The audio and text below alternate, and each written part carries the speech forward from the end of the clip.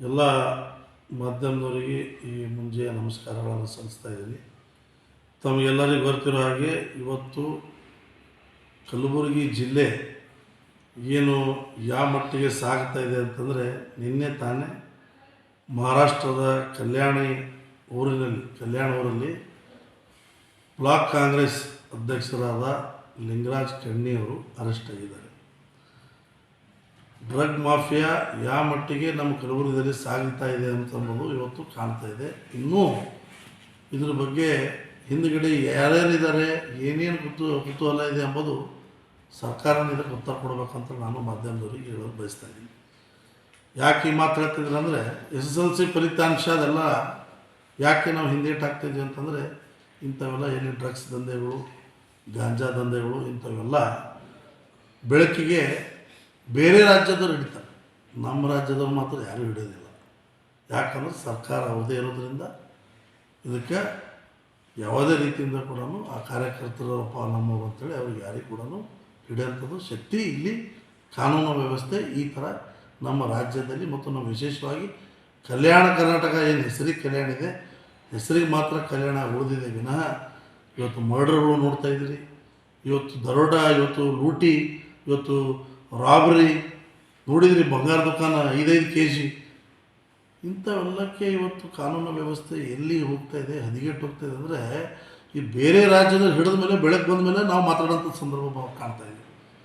ಅದಕ್ಕೆ ಸಂಪೂರ್ಣವಾಗಿ ಇವ್ರದ್ದೇನು ಗ್ಯಾರಂಟಿಗಳು ಇವರೇನು ನಾವು ನುಡಿದಿದ್ದೀವಿ ಅಂತ ಏನು ಕಾಂಗ್ರೆಸ್ ಸರ್ಕಾರ ಹೇಳ್ತಾವಲ್ಲ, ಕಾಂಗ್ರೆಸ್ ಸರ್ಕಾರ ಹೇಳಿದ್ದಕ್ಕೆ ಇವತ್ತು ಉತ್ತರ ಅವರವರೇ ಕೇಳಬೇಕು. ಅವರವರು ಯಾರಪ್ಪ ಅವರು, ಲಿಂಗರಾಜ್ ಕಣ್ಣಿ ಎಂಬವರು ನಿಮ್ಮ ಪಕ್ಷದ ಬ್ಲಾಕ್ ಕಾಂಗ್ರೆಸ್ ಅಧ್ಯಕ್ಷ ಇಂಥ ಕೆಲಸ ಮಾಡ್ತಾರಂದರೆ, ಇನ್ನೂ ನಿಮ್ಮ ಕಾರ್ಯಕರ್ತರುಗಳು ಯಾವ ದಂಧೆಯಲ್ಲಿ ಮೊನ್ನೆ ತಾನೇ ನೋಡಿದ್ರಿ, ಸ್ಯಾಂಡ್ ಮಾಫಿಯಲ್ಲಿ ಕೂಡ ಅವ್ರ ಕಾರ್ಯಕರ್ತರದ್ದೇ ಎಲ್ಲ ಲೈಸೆನ್ಸ್ಗಳಿದ್ದಾವೆ, ಅವ್ರ ಕಾರ್ಯಕರ್ತರುಗಳೇ ಇವತ್ತು ಅಲ್ಲಿ ಸ್ಯಾಂಡ್ ದಂಧೆ ಮಾಡೋದು ಪೂರಾ ಜಗತ್ತಿಗೆ ಗೊತ್ತಿರೋದು ವಿಚಾರ ಇದು ನಮ್ಮ ಭಾಗದಲ್ಲಿ.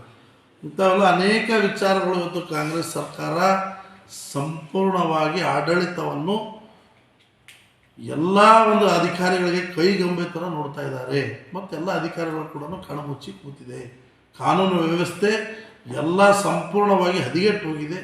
ಇಲ್ಲಿನ ಮಂತ್ರಿಗಳು, ಇವತ್ತು ಉಸ್ತುವಾರಿ ಮಂತ್ರಿಗಳಾಗಿರ್ಬೋದು, ಇವತ್ತು ಜಿಲ್ಲಾಧಿಕಾರಿಗಳಾಗಿರ್ಬೋದು, ಇವತ್ತು ಕಾಂಗ್ರೆಸ್ ಪಕ್ಷದ ಎಲ್ಲ ಉಸ್ತುವಾರಿಗಳಾಗಿರ್ಬೋದು, ಎಲ್ಲರಿಗೂ ಇವತ್ತು ಒಂದು ಚೀಮಾರಿ ಅಂತೇಳಿ ನಾನು ಹೇಳಕ್ಕೆ ಬಯಸ್ತಾ ಇದ್ದೀನಿ.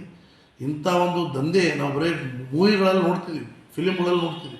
ಇವತ್ತು ಸಾಕ್ಷಿಯಾಗಿ ಇವತ್ತು ಕಲಬುರಗಿ ಜಿಲ್ಲೆಯಲ್ಲಿ ಸಾಗುತ್ತಾ ಇದೆ ಅಂದರೆ, ಇದಕ್ಕೆ ಉನ್ನತ ಮಟ್ಟ ತನಿಖೆ ಕೂಡಲೇ ಸರ್ಕಾರ ಮಾಡಲೇಬೇಕು, ಮಾಡಿ ಕಡಿವಾಣ ಹಾಕಲು ಯಶಸ್ವಿ ಆಗಬೇಕು. ಇಲ್ಲಾಂದರೆ SSLC ರಿಸಲ್ಟ್ ಯಾವ ಥರ ಇವತ್ತು ಹುಡುಗರು ಇವತ್ತು ನಾವು ಲಾಸ್ಟ್ ಸ್ಥಾನಕ್ಕೆ ಬಂದಿದ್ದೀವಿ ರಾಜ್ಯದಲ್ಲಿ, ಇಂಥ ಅನೇಕ ಯುವಕರಿಗೆ ಇದು ಒಂದು ದಂಧೆಯಲ್ಲಿ ಇದೊಂದು ಹೊಲಸು ಚಟವನ್ನು ಹಚ್ಚಿ ಇವತ್ತು ನಾವೆಲ್ಲರೂ ಇವತ್ತು ಜಿಲ್ಲೆಯದವರು ಇದ್ರ ಬಗ್ಗೆ ವಿರೋಧ ಮಾಡಬೇಕು.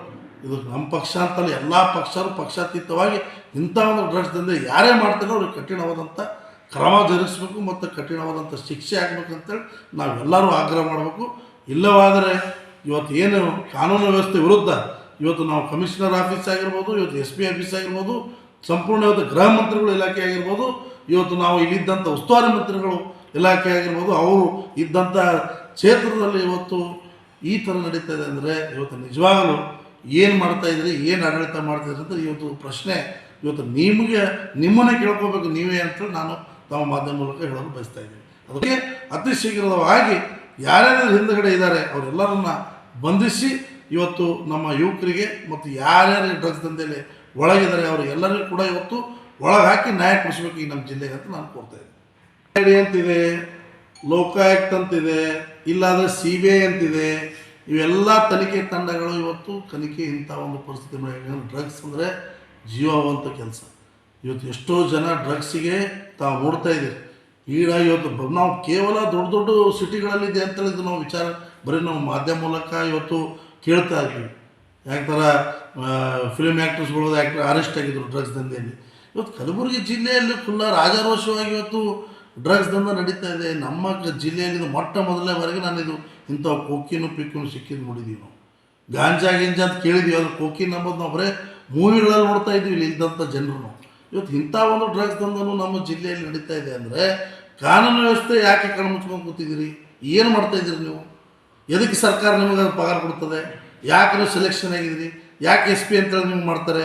ಯಾಕೆ ನೀವು ಕಮಿಷನರ್ ಅಂತ ಮಾಡ್ತೀರಿ? ಯಾಕೆ IPS ಅಧಿಕಾರಿಗಳಾಗಿರ್ತೀರಿ? ನಿಮ್ಮ ಕೆಲಸ ಅಲ್ವೇ ಇದು? ಅಲ್ಲಿ ಗನ್ ಹಚ್ಚಿ ಮೊನ್ನೆ 5 ಕಿಲೋ ಬಂಗಾರ ಲೂಟಿ ಆಗ್ತದೆ.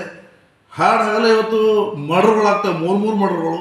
ಎಷ್ಟು ಮರ್ಡರ್ಗಳು? ದಿನ ಒಂದು ತಿಂಗಳಿಗೆ 1 ಮರ್ಡ್ರು, 2 ಮರ್ಡ್ರು, 3 ಮರ್ಡರ್ಗಳು ಸತತವಾಗಿ ದಿನನಿತ್ಯವಾಗಿ ನಡೀತಾ ಇದೆ. ಕಾನೂನು ವ್ಯವಸ್ಥೆ ಇವತ್ತು ಸಂಪೂರ್ಣವಾಗಿ ಹದಗೆಟ್ಟಿದೆ. ಕಮಿಷನರ್ ಹೆಡ್ ಆಗಿದೆ, ಇಲ್ಲಿ IG ಇದ್ದಾರೆ, ಇಲ್ಲಿ SP ಇದ್ದಾರೆ. ಇಂಥವೆಲ್ಲ ದೊಡ್ಡ ದೊಡ್ಡ ಅಧಿಕಾರಿಗಳು ಇದ್ದರೂ ಕೂಡ ಇವತ್ತು ಎಲ್ಲೋ ಒಂದು ಕಡೆ ಕಾಂಗ್ರೆಸ್ಸಿನ ಕಾರ್ಯಕರ್ತರ ಒಂದು ಕೈಗೊಂಬೆಯಾಗಿ ಸರ್ಕಾರ ಕೆಲಸ ಮಾಡ್ತಾ ಇದೆ ಅಂತೇಳಿ ಮೇಲ್ಮಟ್ಟಿಗೆ ಕಾಣ್ತಾ ಇದೆ. ಅದಕ್ಕೆ ಯಾವ ಮಟ್ಟದ ತನಿಖೆ ಆಗಬೇಕು, ಇಲ್ಲಾದರೆ ಇದು ಫಲಿತಾಂಶನೇ ಈಗ ಮೊನ್ನೆ ತಾವು ನೋಡಿದಿರಿ. ಯಾಕೆ SSLC ರಿಸಲ್ಟ್ ನಾವು ರಾಜ್ಯದಲ್ಲಿ ಅತಿ ಲಾಸ್ಟ್ ಬಂದಿದ್ದರೆ ಇಂಥವೆಲ್ಲ ಚಟುವಟಿಕೆಗಳು ನಡೆದಿರಬಹುದು. ಅದಕ್ಕಾಗಿಯೇ ಇವತ್ತು ಈ ಪರಿಸ್ಥಿತಿ ಕಲಬುರಗಿ ಜಿಲ್ಲೆಯಲ್ಲಿ ಉದ್ಭವ ಆಗಿದೆ. ಅಂದರೆ ನಿಜವಾಗಲೂ ಇದು ನಾಚಿಕೆಯಾಗಂಥ ಸಂದರ್ಭ.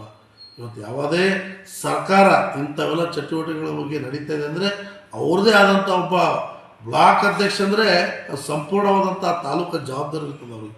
ಸೌತ್ ಭಾಗದ ಶಾಸಕರು ಅಲ್ಲಂಪ್ರಭು ಅವರು ಇದ್ದಂಥ ಕ್ಷೇತ್ರದಲ್ಲಿ ಅವರು ಬ್ಲಾಕ್ ಕಾಂಗ್ರೆಸ್ ಅಧ್ಯಕ್ಷರೇ ರಾಜಾರೋಷವಾಗಿ ಮಾಡ್ತಾರೆ. ಅದು ನಮ್ಮ ಕ್ಷೇತ್ರದಲ್ಲಿ ನಮ್ಮ ಭಾಗದಲ್ಲಿ ಅವ್ರಿಗೆ ಇಡೋಕ್ಕೆ ಸಾಧ್ಯ ಇಲ್ಲ. ಯಾಕಂದರೆ ಇಲ್ಲಿನ ಅಧಿಕಾರಿಗಳು ಅವರು ಮಾತೇ ಕೇಳ್ತಾರೆ.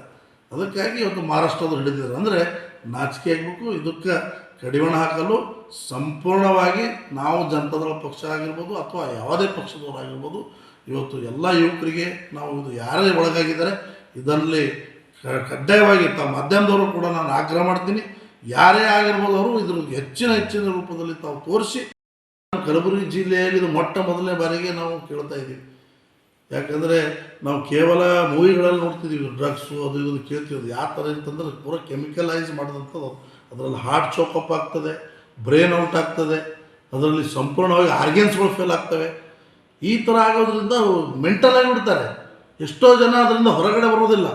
ಅಂಥ ಪರಿಸ್ಥಿತಿ ಇವತ್ತು ನಮ್ಮ ಯುವಕರಿಗೆ ಬಂದರೆ ಇವತ್ತು ಆ ತಾಯಿ ತಂದೆಗಳ ಪರಿಸ್ಥಿತಿ ಏನಾಗಿರ್ಬೋದು. ಅದಕ್ಕೆ ಡ್ರಗ್ಸ್ ಪೆಡ್ಲರ್ಗಳನ್ನು ಕಠಿಣವಾದಂಥ ಕ್ರಮ ಕೈಗೊಳ್ಳಬೇಕು. ಯಾವ ಥರ ಈ ಸೌದಿ ಅರೇಬಿಯಾಗಳಲ್ಲಿ ಗನ್ ಶೂಟ್ ಮಾಡಿ ಕಲಸ್ ಮಾಡ್ತಾರಲ್ಲ ಅಂಥ ಒಂದು ಶಿಕ್ಷೆ ಇವತ್ತು ಅವರಿಗೆ ಕಾನೂನು ಸಪ್ರೇಟ್ ಕಾನೂನು ಮಾಡಿ ಅಂಥವ್ರಿಗೆ ಶಿಕ್ಷೆ ಕೊಡುವಂಥ ವ್ಯವಸ್ಥೆ ಮಾಡಬೇಕು. ಕೇವಲ ಕಲಬುರಗಿ ಜಿಲ್ಲೆ ಅಷ್ಟೇ ಅಲ್ಲ, ಭಾರತ ದೇಶದಲ್ಲಿ ಎಲ್ಲಿ ಕೂಡ ಇಂಥ ಡ್ರಗ್ಸ್ ಮಾಫಿಯಾಗಳಿಗೆ ಈ ಡ್ರಗ್ಸ್ ಪೆಡ್ಲರ್ಗಳಿಗೆ ಯಾವುದೇ ರೀತಿಯಿಂದ ಕೂಡ ಅವರಿಗೆ 1% ಕೂಡ ಅವ್ರಿಗೆ ರಹಮ್ ತೋರಿಸೋದಂಥ ಕೆಲಸ ಇವತ್ತು ಸರ್ಕಾರ ಯಾವುದೇ ಸರ್ಕಾರ ಆಗಿರ್ಬೋದು ಯಾವುದೇ ಸಿಟಿಯಲ್ಲಾಗಿರ್ಬೋದು ಮಾಡ್ಬೇಕಂತೇಳಿ ನಾನು ತಮ್ಮ ಮಾಧ್ಯಮ ಮೂಲಕ ಹೇಳಲು ಇಚ್ಛೆಪಡ್ತಾ ಇದ್ದೀನಿ.